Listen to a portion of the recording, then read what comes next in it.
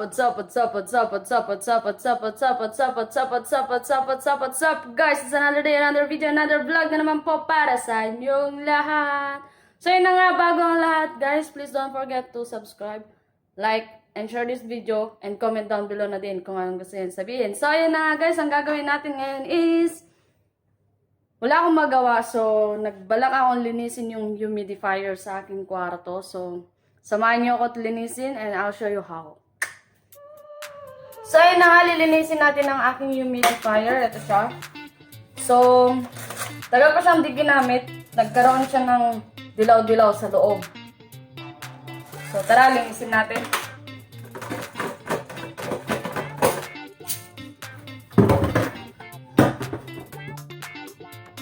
Kasi hindi natin mababrush yung loob niya. Kasi nga wala naman tayong pang-brush ng ganito. So, panlilinis ko ay suka.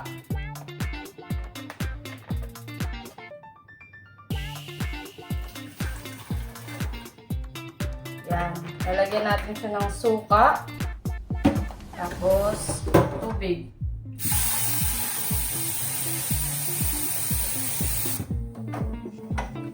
Then, let's close it. Ayan.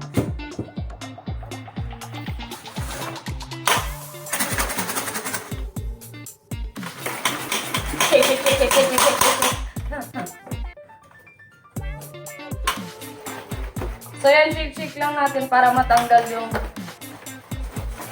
konting dumi. Kasi di ko naman masisure na nalilinis siya ng gusto kasi kailangan nito ay brush or whatsoever. So, while it's soaking, lilinisin ko yung labas with sponge and soap, of course.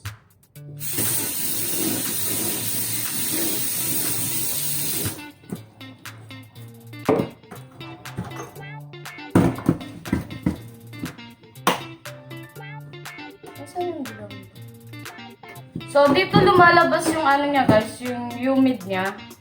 Yung usok niya ba? Dito siya lumalabas, tapos yun yung parang refreshing na naglilibot sa kwarto mo. Yun. How to explain. Maganda din siya kasi tawag dito.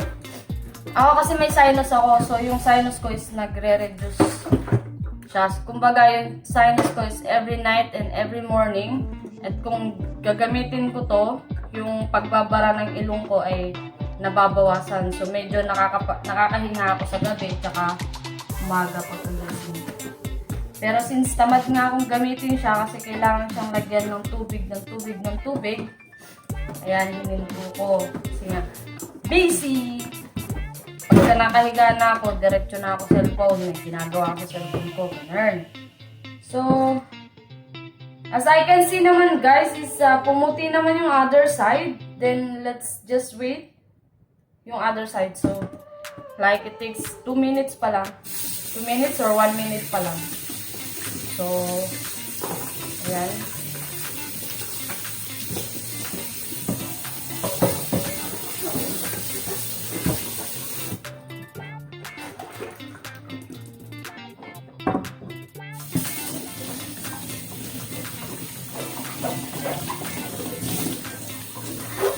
I think yung dilaw-dilaw niya is nakuha sa tubig kasi yung tubig na nilalagay ko is galing lang sa gripo. So dito kasi sa UAE, yung tubig namin is galing sa ocean ba or whatsoever.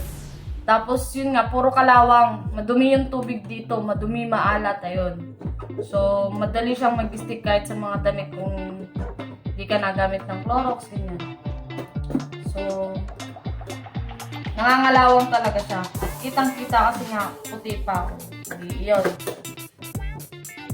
So, subukan ko siyang linisin ng maayos. Kaso wala akong brush. So, hindi ko siya malilinis ng ganun kalinis. Magdaya ng gusto ko. Ang puti.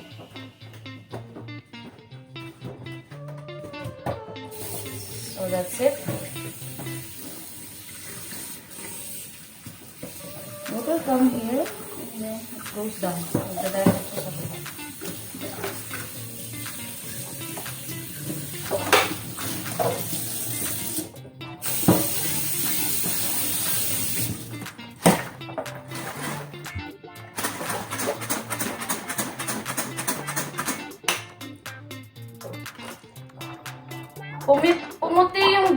side, yung dito sa may ano niya, pumuti siya, pero itong side is madumi pa din. So, I don't know what to do.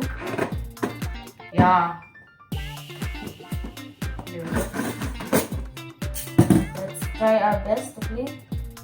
See? Ang dumi niya.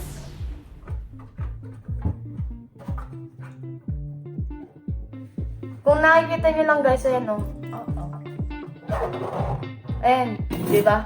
Dilaw siya dito, puti na dito sa side na to. So, I'll try to clean it.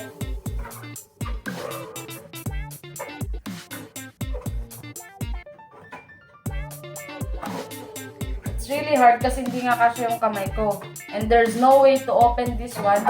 Maybe there's a way to open this one, but hindi ako marunong. Ano na kasi instruction?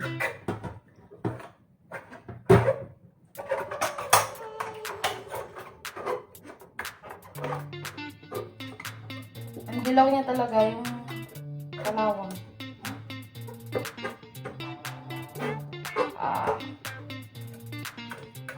Let's try one. Ayaw. Di pwedeng hindi ka malilinis. I'll do my best to clean you.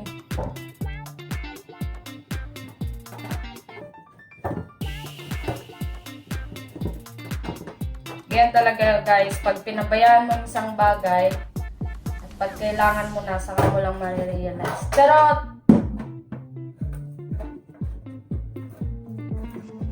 talaga guys, mahirap siyang linisin. So, leave it.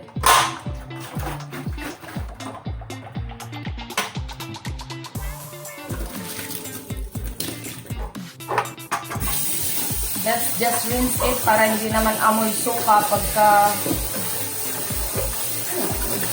inon ko na siya, hindi naman siya mga amoy suka, di ba?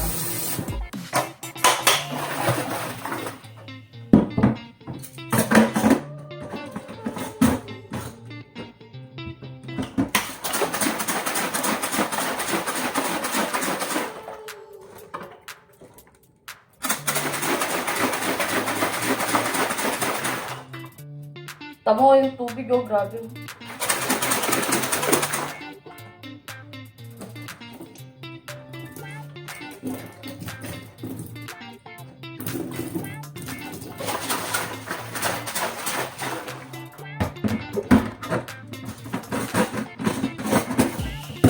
So, ganyan na lang talaga siya, guys. Ayaw na niyang malinis. Maybe kailangan siyang dalhin sa somewhere para malinis siya. So, let's put this aside. To drain, of course, and then we will wash this.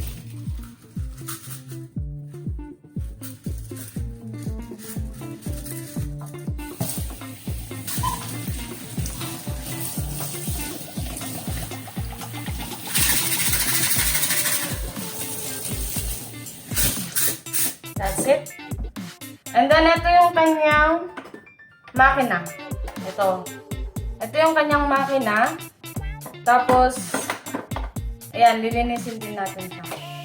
Pero, medyo sensitive to. Once na nabasa siya, hindi na siya gagana. So, hindi ko siya malilinisan ng buong buo. So, let's just wipe it with the wet cloth or wet sponge, whatever you have.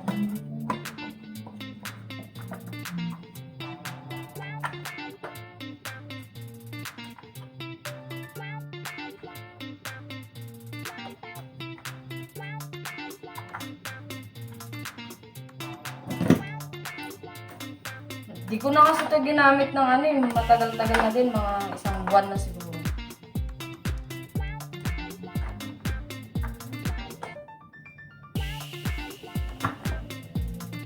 Kaya ako gumagamit ng ganito kasi di kasi ako nalabas ng bahay.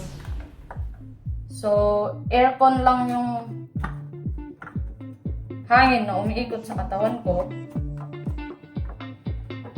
Kaya decided na bilhan ako nito.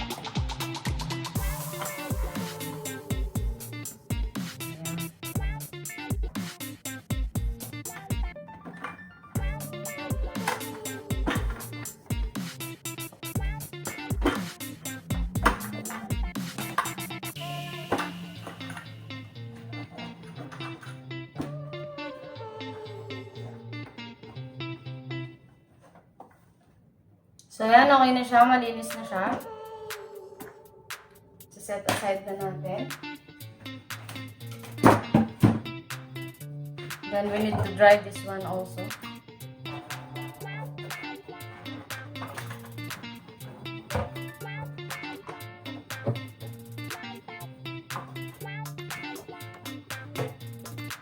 And I'll show you how to use this one. So, yan. Dry na siya. So, ang ginagawa ko lang dito is naglalagay ako ng tubig.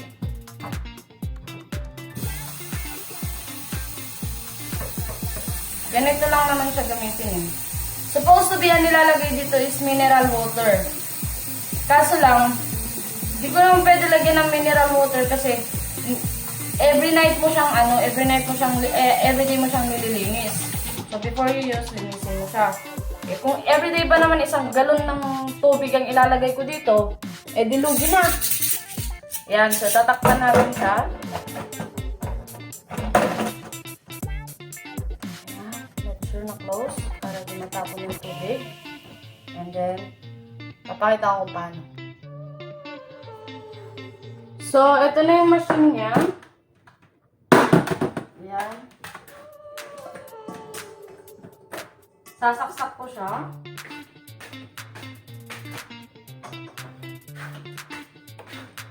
Then, let's put it upside down.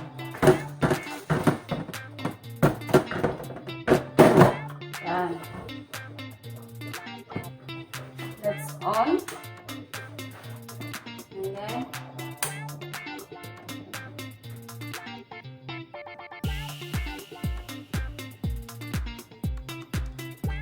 diba? Yan na siya. Hindi naman amoy suka. Ayan.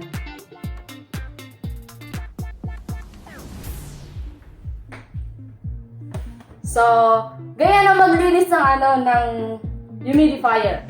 So, thank you for watching. Again guys, please don't forget to like, share, subscribe, and click the tiny bell button para updated kayo sa aking susunod pang mga videos.